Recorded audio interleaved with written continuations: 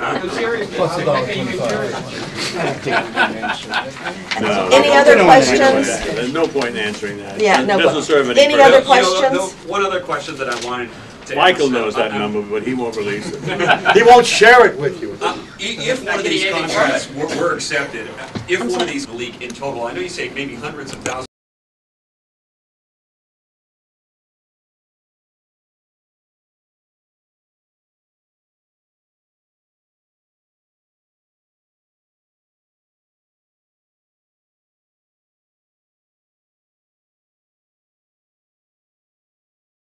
Employment for other people.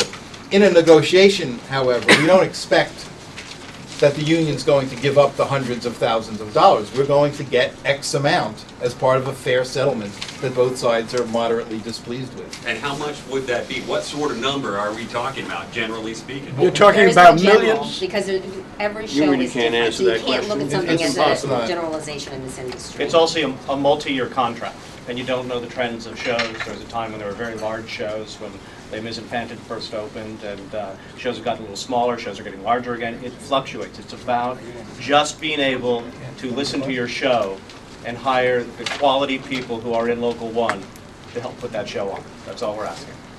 It's very important for you to know that every show is different. But we did look at the rules we looked at. We're trying to create a savings for every kind of show so that we could ensure the future of Broadway. And I would like to add again what you were asking about monies, and I'm not good at that. But the message I think you all should pick up from this is, you know of anybody, while they're working on the clock, making this money, and there's one department we're talking about, and I will say it, and that might mean any bodyguards, but I don't care. It's the property department that is earning this extra money to mop the stage and move a piano. Would you all like to take that job for $50,000 a year? In addition to $50,000 But it's for on top. that. It's on It's a top of part-time job. on top of- $50,000, and we're saying, no, do that during the day, the time you're working. Getting paid $150,000. Over almost $150,000.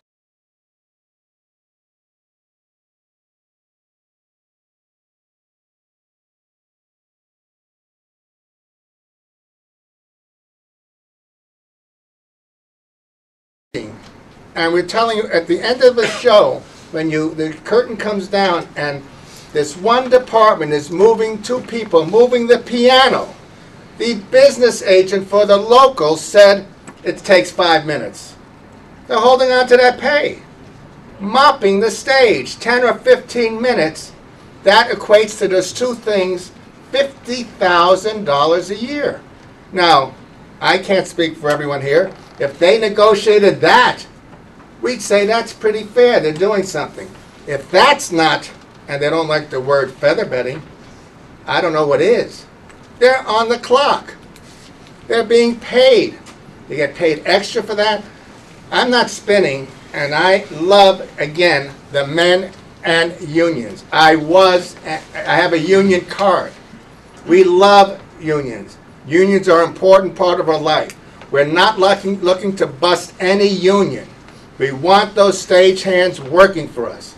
But God bless it, that has to change. It's simply that. If I sound terribly passionate, forgive me.